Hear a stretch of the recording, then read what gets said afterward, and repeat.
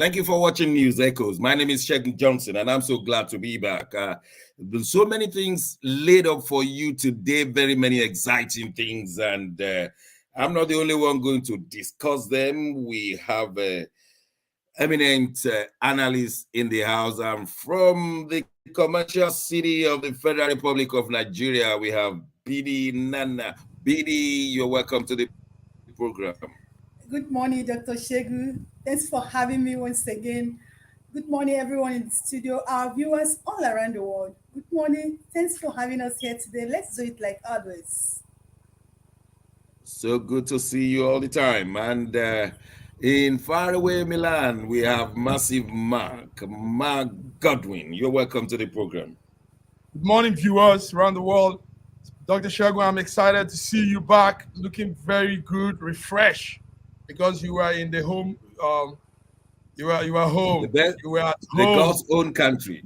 Yes. Yeah, Welcome. I'm so glad to be back.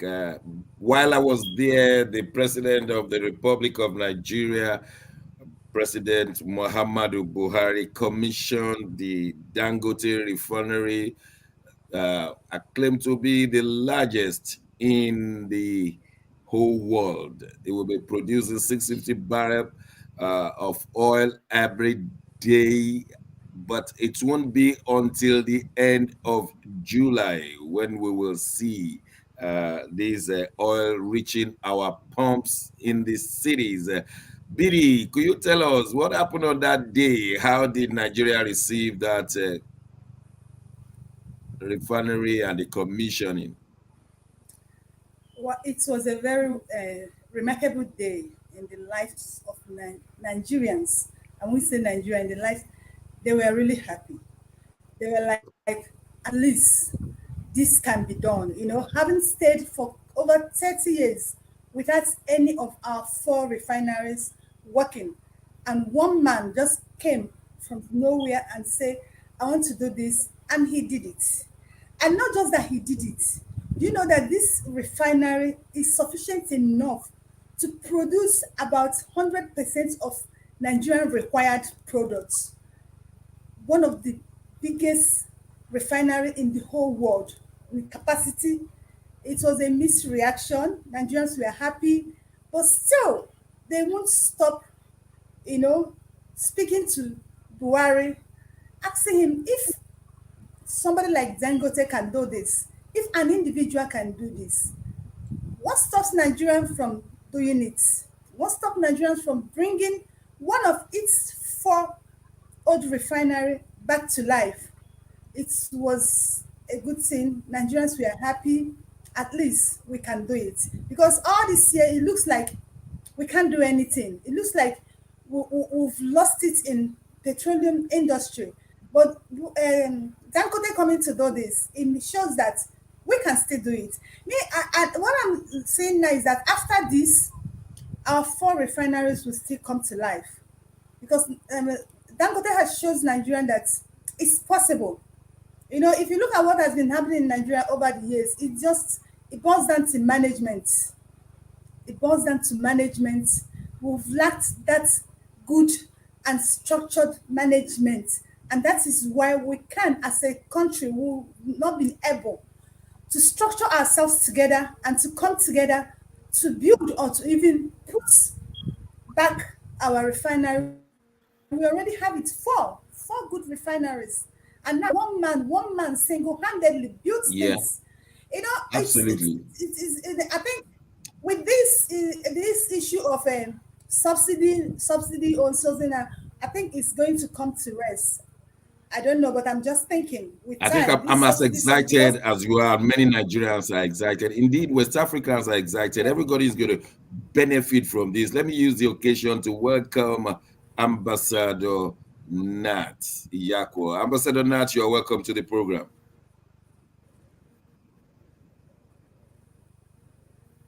Thank you very much, and good morning, everybody. Nice to be here. Nice to see. Yes, Massive Mark. You had the excitement in. Thank you, sir. You had the excitement in Bidi's voice, and many Nigerians are so happy that one man can do it, and yet 200 million people cannot do it. How do you react to that? One man can do it, yet 200 million people cannot. But now it shows that we can do it. It is the government that cannot do it. We are so excited. Yes. Yes, 22 of May, Monday, right there in Lekki, Nigeria, the Dangote refinery was inaugurated. And like you said, Dr. Shegun, 650,000 barrels of crude oil per day. And that's a huge one. The investment has been worth it. But Dr. Shago, there are some intricacies around that whole thing. One of it is what BD was telling us, that when Buhari came, one of his promises, the early stage of his administration, was to put up the 4 refineries that we have already. And the information we got was there were businessmen that were ready to go into that reconstruction and bring those 4 refineries back. But it didn't work out. What Buhari rather did was give more support to Dangote to bring this private initiative. So we are asking, is it, yes, there are 2 things to it. One is that the federal government cannot obviously run such massive industry. It is obvious. The federal government cannot do it. So why not give more people, more individuals, more business people that are ready to go into this? Why not give them that opportunity and not just one man? You see, this is what we're saying. Give more people that opportunity, not just one man. Okay. Don't just support one person. Give more people out there that want to come into this. Otedola was saying he had this initiative also long ago, but nobody allowed him. So, but we are happy. It's a great one for Africa, a great one for Nigeria, and for the world, because that refinery, like it says, will be chunking out so much more that the world has never had before. So we are happy. Yeah. It's a good news, Dr. Shegun. Thank you. Thank you very much. We're glad to start on a good news today. Ambassador Nat, one of our viewers, tens of thousands of viewers, I want to know whether he wants me to mention his name. He just wrote us that he learned that 2 of our refineries have been sold to Otedola and Dangote. We used to have 4 refineries. They were moribund. We are still paying for assessing them. Yet we have just been told by this viewer that 2 of them have been sold to Otedola and Dangote. Will that be a good move or not? Nigeria cannot handle them. Individuals, privately, I mean, those mushroom oil refineries, they are found all over South. And Nigeria could not do its own. Nigeria starts running after these mushroom ones, rightfully so, because they may be dangerous, causing environmental hazards and the rest. But more importantly is that Nigeria has raised up its hands. I cannot do it anymore. They are not working for over 30 years. Let me give it to people who can do it. Is that the best way when we have seen other places like Saudi Arabia and Dubai making use of the same oil to transform their societies? Ambassador Nat.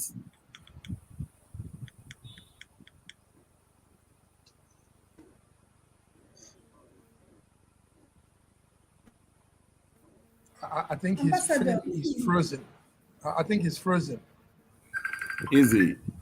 Yes, I think he's there's frozen. a time lag Hello? between me and him. Okay, are you hearing me? Yeah, Yes. we can hear you. Okay. We can hear you, sir. Are you hearing? Yeah, we can hear you. Speak out a Okay. bit. We're not audible. Yes, sir. Go on.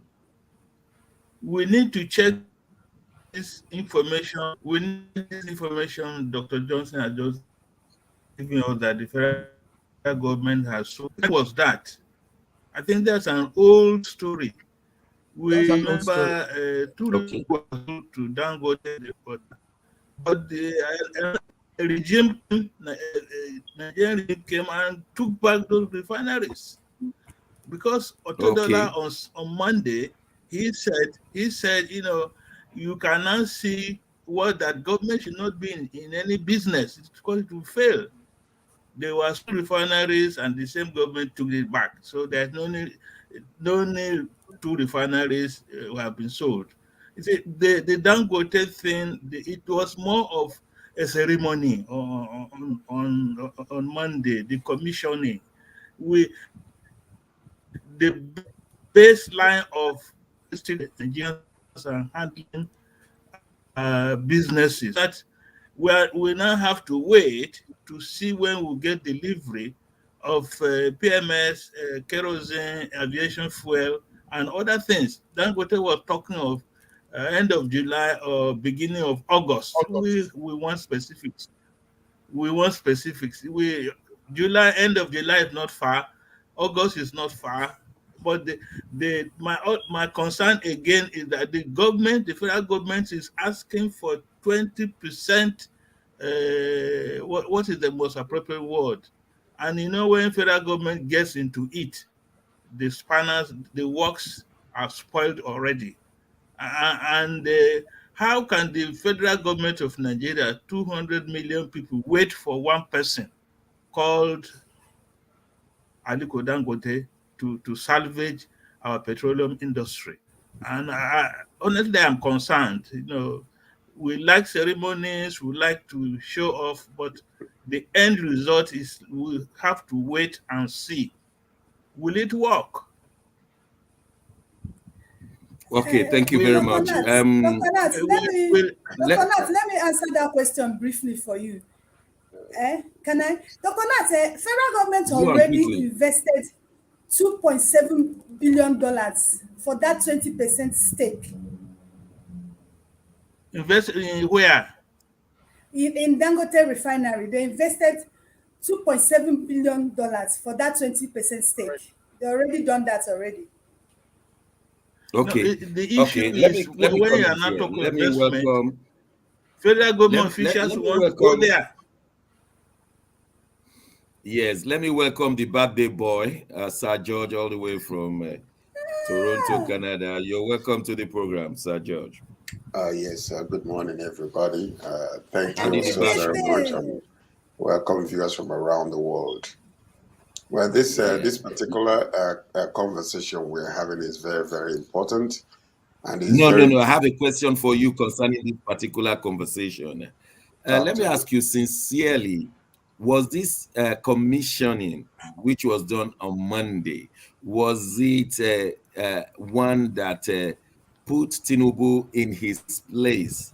I mean, they're not going to produce anything to our pumps till the end of July and or August, but they quickly did the commission while Buhari is still in power, rather than waiting for Tinubu to come and commission it in July or August, so that the history will have been recorded. Buhari commissioned Dangote refinery. What school will you subscribe to there? Well, the railway was also commissioned in Lagos. We haven't seen the brake light yet. You know what Buhari is trying to do is to gather any crumbs of achievement to his name before he steps down.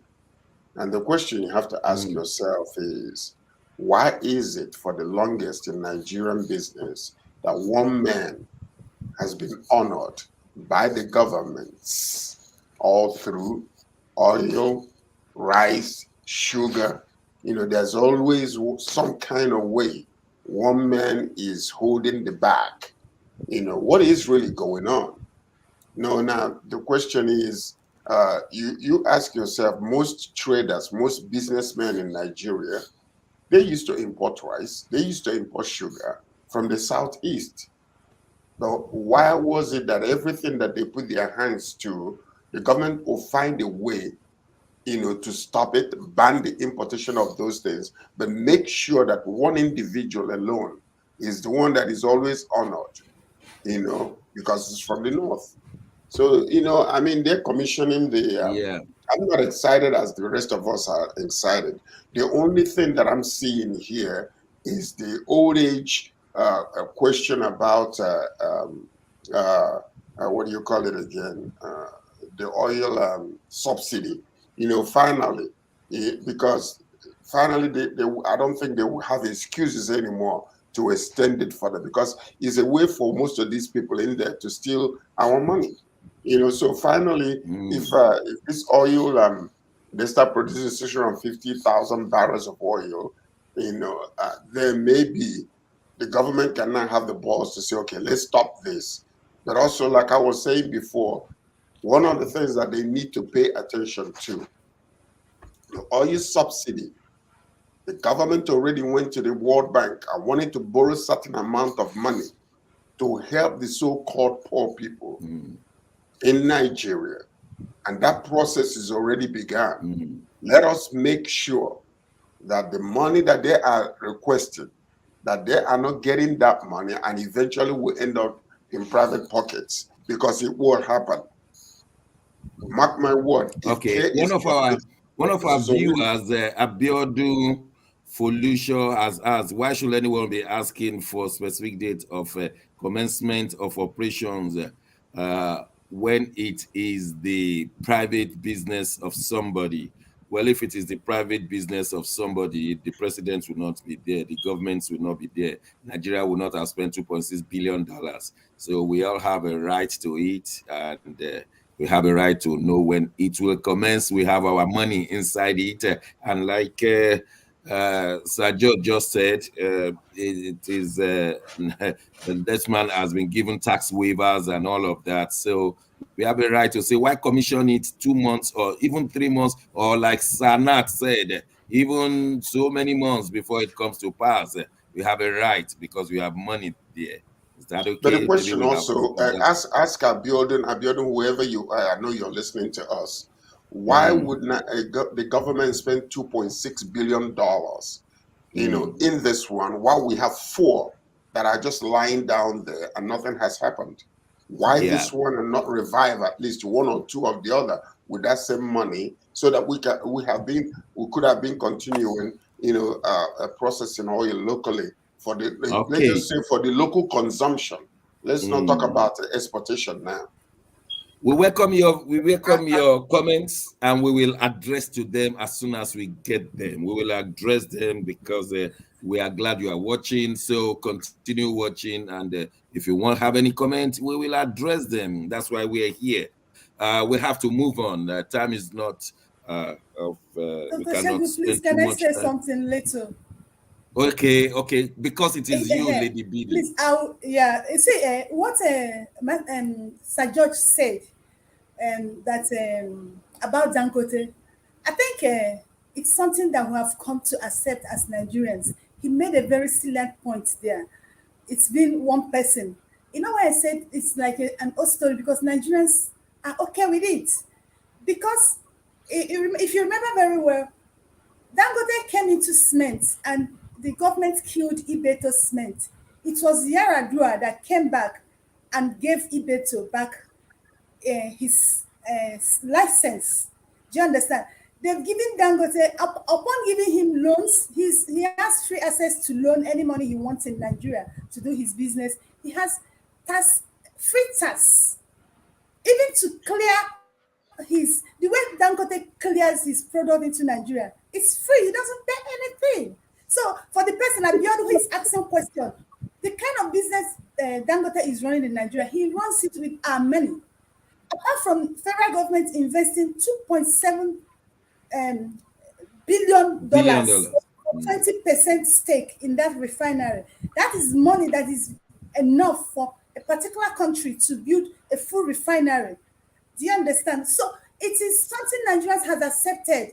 So nobody can talk. If you talk now, the next thing they'll say, oh, you're jealous. But it's not supposed to be that way. You find out that Uh, the thing is Jealous that is a lot even a of mild business, word. Jealous is a mild word. They will take it on an ethnic level. a And so lot of this, they've let's put a just lot of business down for Dangote business to go up in Nigeria. It's a normal thing. So yeah. nobody's saying about it. But But still, then we are okay. We're we're still happy. glad that he did something. It's going to Exactly give my jobs. point. It's going to help us. Like Sir George said, at least you won't say there will be subsidy of trillions and trillions of naira. Ah, God help Nigeria. But we got to move on. Well, ladies and gentlemen, seriously, we're at the threshold of history. Buhari has less than 7 days to go. Let's take a few minutes to discuss the legacy of Buhari. And I'm going to give everybody 60 seconds each because of time. Okay, let me be generous. 2 minutes each. I want to start from you, Ambassador Nat. Buhari is living. What legacy can we attribute to him? His goods and his bads. But you only have 120 seconds.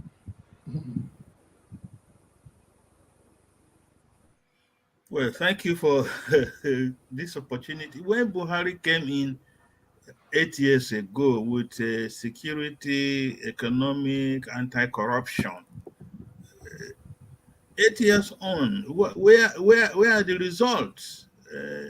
Has the economy improved? Has the security improved? Has anti-corruption battle won anything?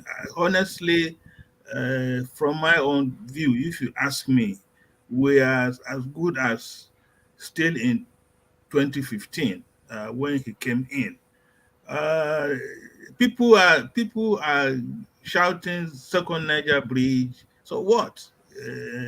Kanu Abuja Expressway, and so many of these project railways that was started by Jonathan administration, and all this man is doing now is commissioning, even commissioning uncompleted projects. And so really the country has been thrown back, let's even say 50 years or so, and we shall see. Time will tell. Okay.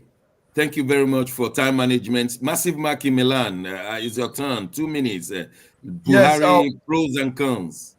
the end of the era. Pros and cons. The man came, he made so much promises. He did very little, but he's not seeing it so, and his people are not seeing it so. They think he did impressively well.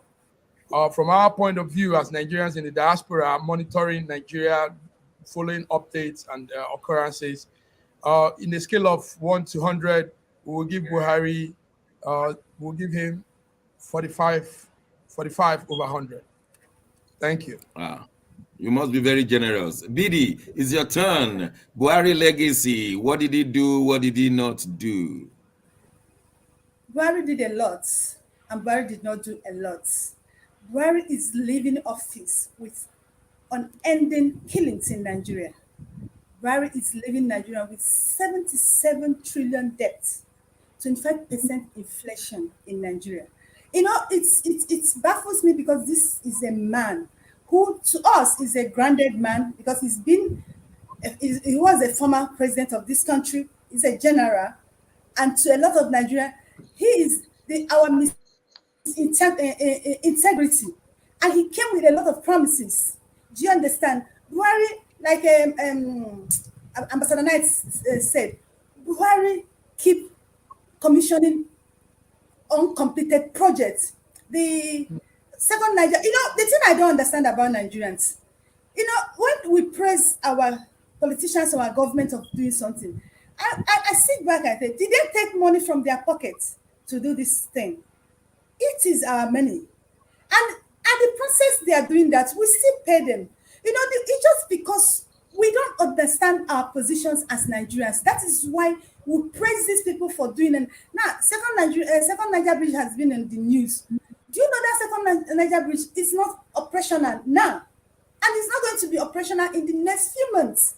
And we keep making noise. Buhari, like a massive mic, he said he gave him 45%. I don't even know what I will give him. Let me just give him 20%. He was my president. He didn't do well. Well, thank you very much for putting it into number. Sir George, it's your turn. Well, I like the man as a person, but when he was, I came to Nigeria during the military regime of Buhari, and I didn't even know that Buhari was the commander-in-chief of the armed forces. All I knew was Idiabo. So during that time, Buhari rode on the coattail of Idiabo because he was a ceremonial commander-in-chief. And I told people, I said, you can't trust this man because he was not, he did not show us anything that he was capable of doing. But yet, because of cycle of government among them, he came in. Today, Nigeria is poorer, more insecure. Many more people have died than necessary. And, so you're talking about percentage of what you're going to give him. As a matter of fact, I would be very happy to give him 15%. Honestly speaking, out of 100. Because, think about it. In his regime, we thought that finally, after he being so sick and spending millions of Nigerian money in the hospital, that he would have at least left a little bit of glimmer of light of legacy for his name during this election. But he made sure that stinky attitude of his whole entire image passed on through Mahmoud Yakubu to turn over the same cycle of government, recycling government among themselves just took place. So tell me, what would you give to such a man who will come out and be talking nonsense without even thinking? All this stuff they are just doing is writing it for him. It doesn't come from him. They write it. He likes it, and go and read it. So what is it? Thank you very much, sir. Just commissioning uncompleted projects and everything. I don't. Let's be fair to him, Sir George and PD. I want to say that he came to also a battered economy. Take note that PDP had ruined Nigeria, was on the threshold of the pit economically and in all wise. So, I totally disagree with you. Let him finish. Hold on. Yeah, so PDP dragged us down to the pit, and he came. Also, take note that there are powers. And he came and did what? He came and did what? He came and buried us. He did his bit. Let's just put it like that. He did his bit.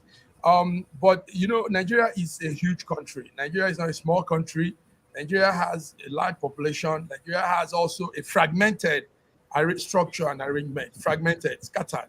So it's not easy to put things right in that case. Thank you. Didi, in 10 seconds. Massive Mike, I want to agree with you. He said that PDP dragged us to the pits and Buhari APC came and buried Nigeria. That is it. Now, excuse me, maybe probably because you're sounding this way because you're not in Nigeria. I want to go practical. I don't want to speak grammar now. I want to go practical. When PDP was in power, I know things was not good, and that was why Nigerians voted for change. They sold to Nigerians. They said change. We are going to make things to get better. And what did they do? They came and things get better. Now, I didn't. As Shegun said, he gave us 10 today. See, Nigerians are in pain. Nigerians have never been divided than they are in time of Buhari. Nepotism is what is English, is a grammar that we used to speak. But today, nepotism is a person living in Nigeria. Discrimination is what people talk about. The people in the Southeast, they talk about discrimination, marginalization, and people will be bold to tell them, don't say that is not true. But this time around, somebody from Southeast will tell you discrimination, and somebody from another region will say it's true because of what Buhari brought. Buhari has divided Nigeria. Is that what you're talking about? Okay. Now you're talking about PDP. During the PDP, Nigerians can still eat 2 square meal. Now, most Nigerians are struggling to eat 1 square meal. Am I going about the prices of food? Now, they say we are the highest production of rice in Africa. But still, through the PDP, we'll buy rice, 15,000 naira a bag. Today, rice is 48,000 naira, and they said we are the highest producer of rice. I don't understand this logic. Sir George, 10 seconds. I know you wanted to say something, Sir George. You see, part of the problem is that when you give, people, what I call the Babylonian type of system, they are there suffering and they're smiling. It doesn't matter to them. But if you give them the type of bondage that is in Egypt, you give them the slightest chance, they run away. What we're seeing here is, like some of these people that are there, they're used to the suffering. They grew up with it. So to them, it's a lifestyle. It's okay. Whatever we get, we take. It doesn't matter. So yeah, it's so we just have to go.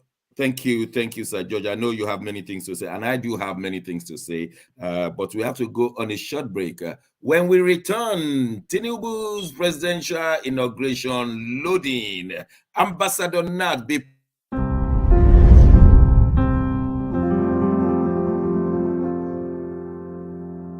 arise, oh compatriots, Nigeria's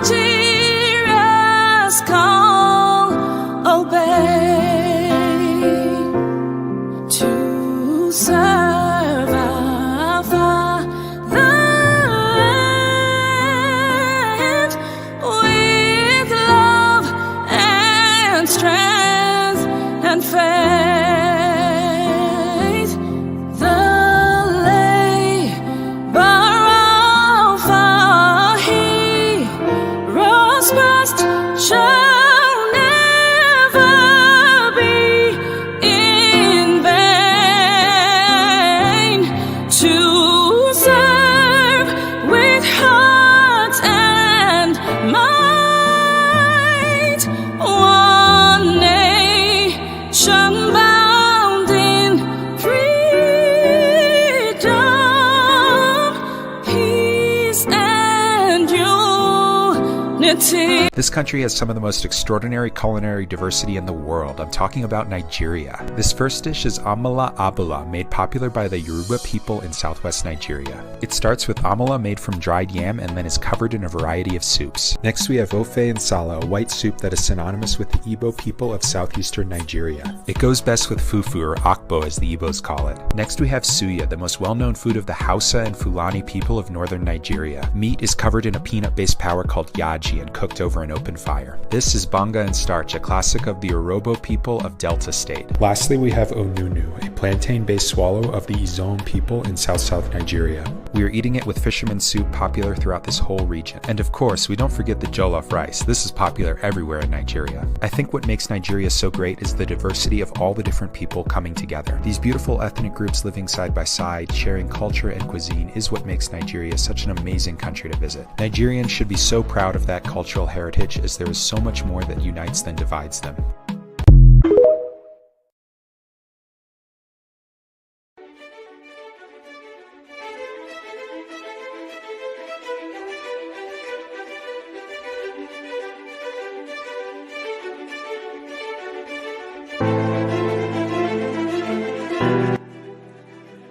Hi there, I'm Mary Keurig, and I am a businesswoman in the United States, but I'm also the Global Content Vice President for the Sub-Saharan Open University in Nigeria.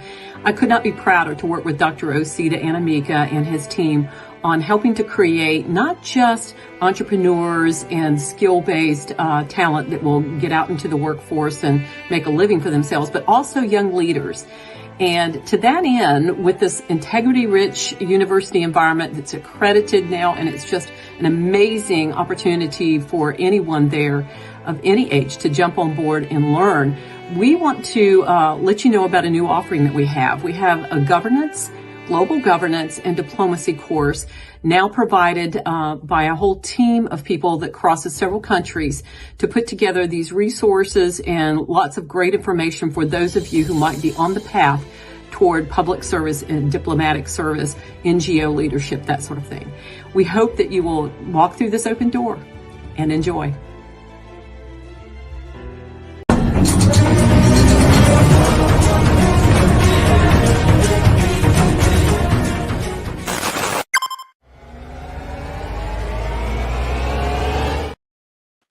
Thanks for staying with us. We're still bringing news and analysis of Nigeria to you so that you can have an informed opinion. Right now, all over Abuja, the Tinubu presidential inauguration is loading. Holiday will be given, and people have been told that the whole area around the Eagle Square have been cordoned off.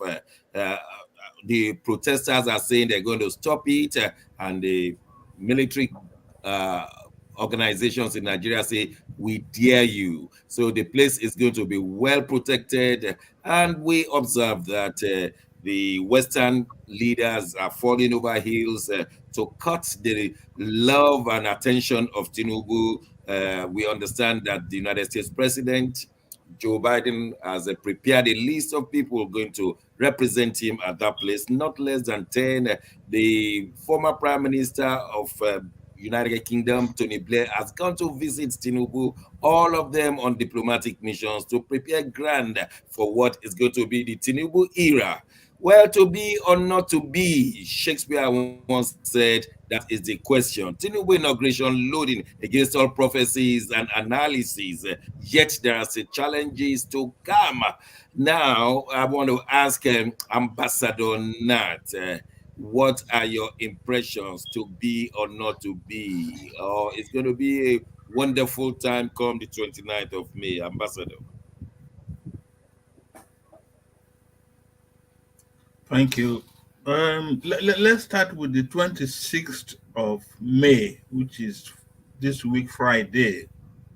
The Presidential Tribunal panel considering the petitions against Tinubu's presidency, they will decide on the 26th of May whether Tinubu's election should be, whether himself and Shatima should be disqualified.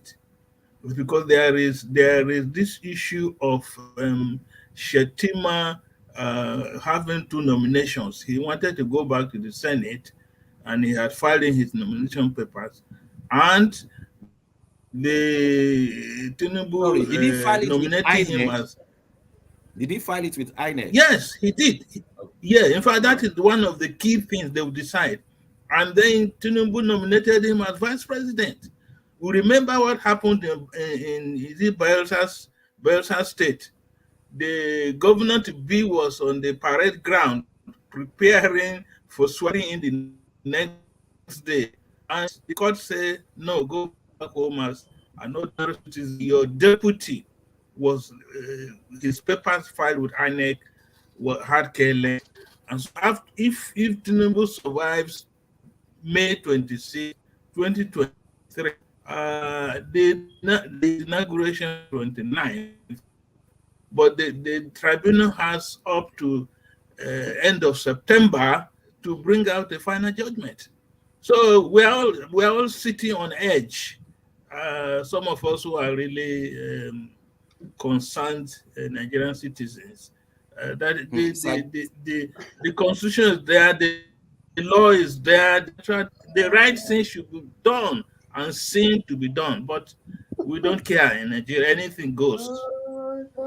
Sir George, this will be the greatest nullification of all era. If on Friday the judiciary did the rightful thing, if it is true that this man double nominated himself with INEC, not his political party, it will be the greatest nullification of all era. Can the Buhari administration have the guts or not? Or somebody will look for technicality somewhere and just dismantle the whole thing? Sergio. Are you talking about the shambolic pseudo democracy we have in Nigeria, or are we talking about another country? It's a laughable situation, my brother. Ambassador Nat, I honestly speaking, number one already, the simplest thing any country could do is to allow the camera to come in an organized fashion in order to hear what is going on behind the closed doors. And in essence, really, this judiciary department in the arm of the government is coming to you and telling you, why are you expecting to bring cameras into that place? Are you comparing us to O.J. Simpson's situation? Are you comparing us to another individual who had some sexual situation? That's an example they're giving you and me. So telling you actually that this, in what I call the enlightened derelicts, can't even, and they call themselves the judiciary, can't even find, competent reasons to give for not allowing the public to listen to what is going on behind closed doors. Why are they disallowing the cameras in there? Kenya did it. Kenya, small country, our little sister back in the eastern part of Africa. So what you're really saying, the impetus of the government, to come and choke us with another selection, recycled person to come and rule us. It's just, the whole entire thing is a laughable situation. Because, but the inauguration is loading, and the countries all over the world are coming to bow down. My brother, let me tell you something, please. I will be the happiest person in the world if I was to hear that, the judicial arm of the government came together and decided to do something for the very first time that we can say, oh, wow. But there is no hope there. The same way there is no hope in the government. When Buhari came into power, with all the promises he made, he ended up leaving the worst government ever in Nigeria. That's the same way he will live with that legacy. Because it's a legacy of lies, a legacy of corruption, a legacy of nothing.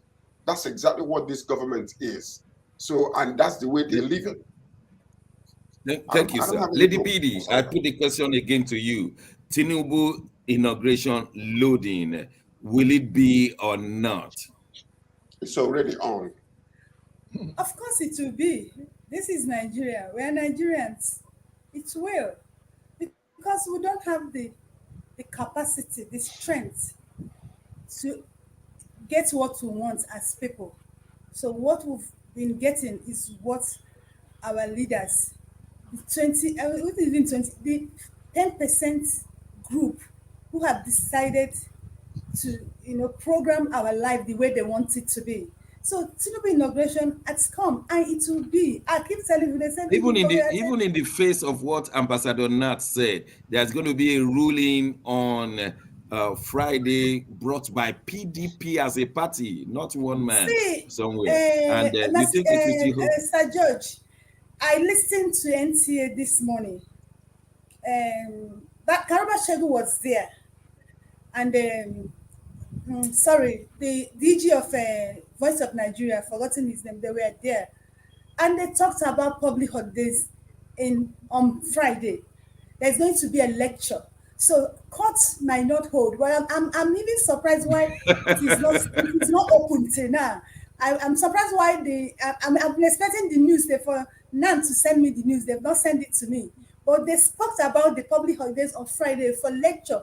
The presenter was asking them that there's a lot of time on 29 to do everything. They said no, that they don't want to stress people. The world power, they will be coming. That remember that people will fly in, that they are fly out.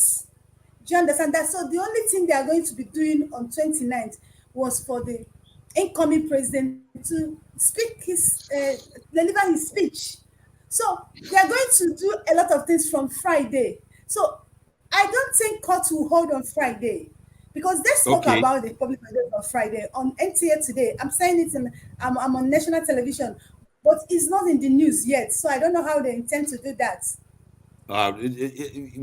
In Nigeria, it is possible. Thank you very much. Massive Mark, before you come in, let me use that opportunity to welcome Godwin from Moscow, Russia. You're welcome, sir. Thank you so much, sir, for having me. Thank you, viewers and panelists. Good to see you all. Yes, we're going to ask you your own question in a moment. Massive Mark, Tinubu inauguration loading, yet so many cases in the court. The one on Friday, we've been told that if nothing else, they sent it to Friday. But if there is a public holiday, that will be a joker. Won't it? Yeah, that would be a joker. But I mean, what is surrounding this whole election and the presidential swearing in is too strong and too much, too massive to just play around things. It's a shame. I want to say this directly to the international bodies. It's a shame that President Biden announced presidential delegates to the Federal Republic of Nigeria to attend that inaugural program. It's a shame also that the one-time UK Prime Minister Tony Blair had a courtesy visit to our defense house of Abuja, talking with Tinubu. Now, this all shows that the international body doesn't care about Nigerians as per Nigerians. They only care about their interest with Nigeria. So we all know it is not a hidden thing. We can't we can't bend our mouth to say it. What brought in Tinubu into this presidential thing is a sham. That wasn't an election. That wasn't anything to glory about. So why do we take it further on Monday to swear him in when everything surrounding that whole thing is a sham? So yes, they can do what they can do. Like the article said, massive man. Nigerians and non-Nigerians are listening to you. Yes, sir. I know how you feel. Yeah, the PDP presidential but from my own said something that I'm running with to conclude. He said, well, that could just be a ceremony on its own, but the real presidential candidate will emerge. So we're standing on that with those words. Thank you. Okay, those words are powerful on their own. Now, let me just say that people who are excited that President Biden nominated people to represent him, I thought you were going to say that's a shame because the largest and most productive country in Africa deserve the presence of the American president. If not, then his vice. For him to nominate undersecretaries and the rest, and the APC people are jumping around, is an insult on his own if you know what diplomacy is all about. It is not something good for the image of Nigeria. They are sending retinue of undersecretaries and the Nigerians are getting jumpy about that. But well, it is what it is, like Nigerians will say. Dr. Ibe in Moscow, let's move on because of the topics before us.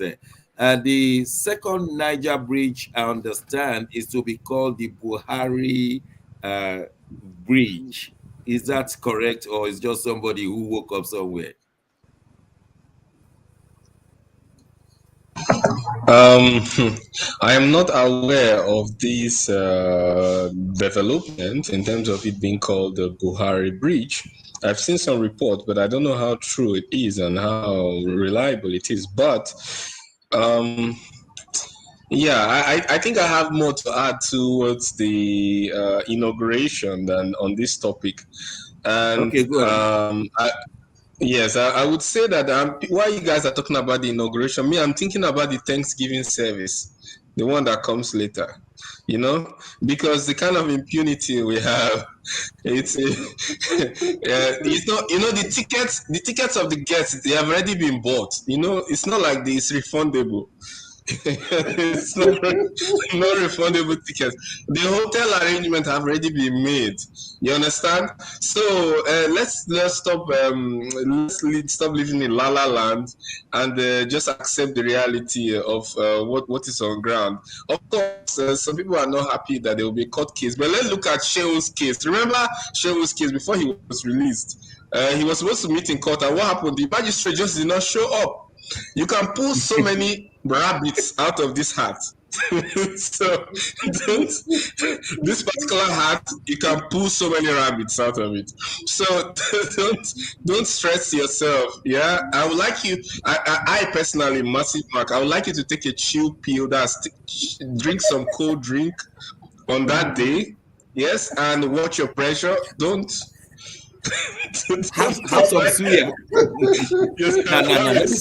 Let me say this of what you were saying. You remember the case of when Tinubu was taken to court for having a foreign account, and which he was not supposed to do as the governor of a Nigerian state. And when it got to court, instead of them to discuss with the evidential presentation that was done against him, Femi Falana argued on technical issues, and the case of whether he had foreign accounts was not discussed at all. They just on technical ground, the case was dismissed. And so whether he had 10 foreign accounts or not did not even surface, and he got away with it. But I want to ask Ambassador Nat, can Tinubu do without the North, in even if it's inaugurated on Monday and all the rest? Is Ambassador Nat still there? No, he No. dropped off. Oh, okay. Sir George, Technical the issues. Northerners have said they made Tinubu, and they subtracted all the votes of Southwest from his votes and said, look at the number of votes. He's still the leader of all the three leading contestants. And so even if Tinubu is the president for the next 4 years, the North will always hold him to ransom one day. Well, it's a deal that was made. Imilakon means that we discussed this behind closed doors. We agreed that I will support you for 8 years. After that, you hand over to me. Please don't disappoint me. And therefore, that deal that was made behind closed doors is what actually came out. And that's why Buhari is obligated to do what he is doing, to make sure that the man gets in there. Now, Shetima, who is the vice president, all these things we're talking about, I mean, the greatest advice I've had in all of these things is what Dr. Ibe just said. Take a chill pill. Because, yeah, that's the only thing we have to do. If we I wanted us to hear from Ambassador Nat. Yes. Will they not hold Tinubu's regime to ransom? Of course. They're controlling him already. Nat, are you still there? Yeah, I'm here. Are you hearing me? Yes, we sir. can. Yes, we can. What's really happening is like the northern governors who supported Tinubu supported him for their own selfish ends, bargain horse trading, and I'm telling you the truth today. They want Tinubu sworn in so that even when he's disqualified, Shetima may survive. But the northern oligarchy, the northern politicians, they don't have any respect for Tinubu. They don't even think Tinubu is a Nigerian.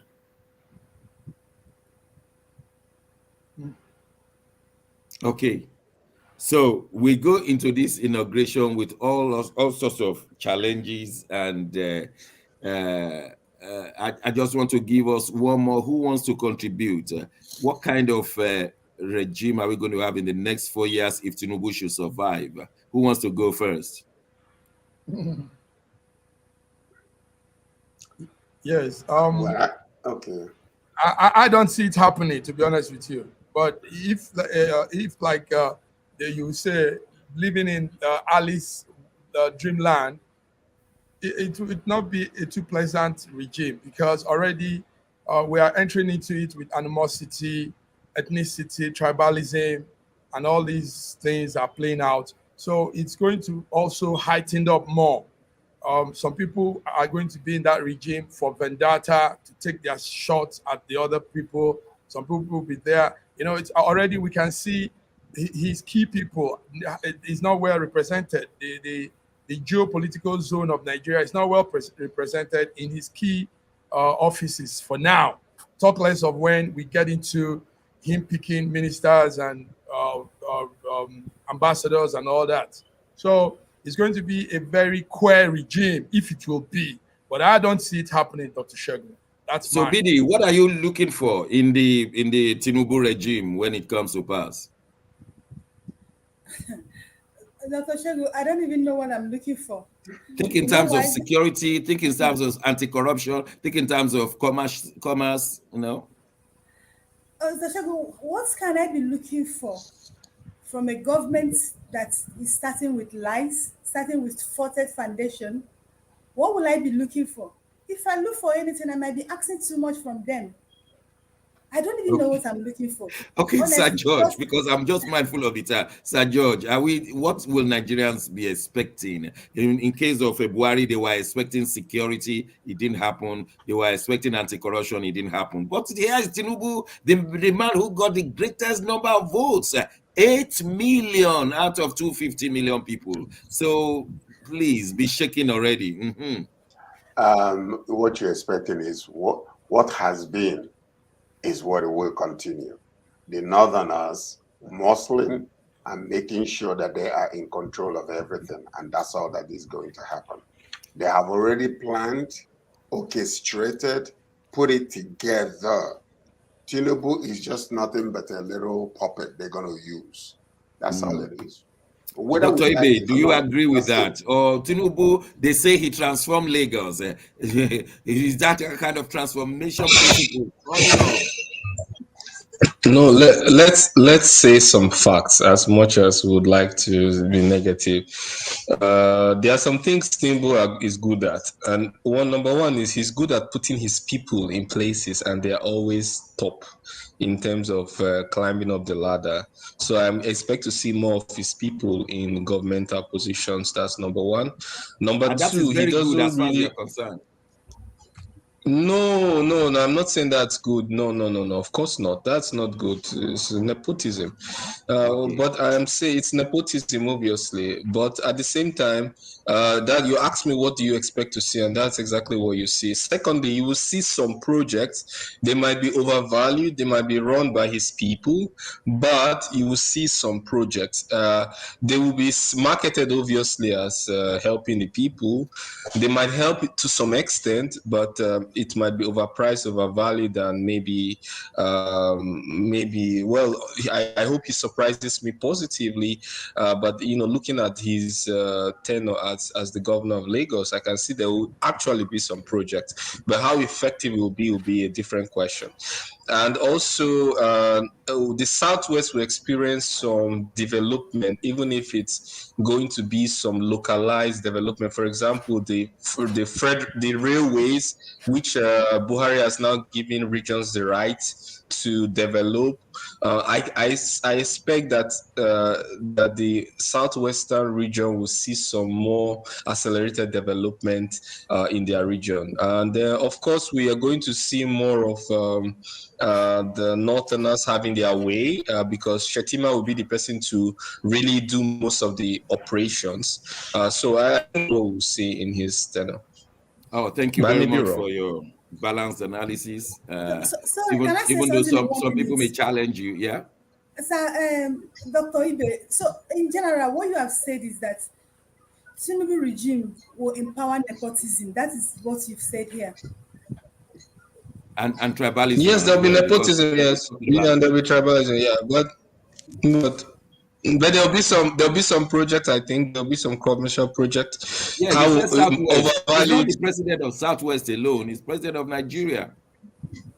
Well, yeah, you should understand that the way things work is that whatever project that is run is operated by a company, and some people are stakeholders, are shareholders, and they get the bid. They win the bid. Who wins the bid? The shareholders benefit. Okay. So it doesn't matter where it's. I want to ask Mark in Milan. Seun Kuti has been released. What lesson have we learned?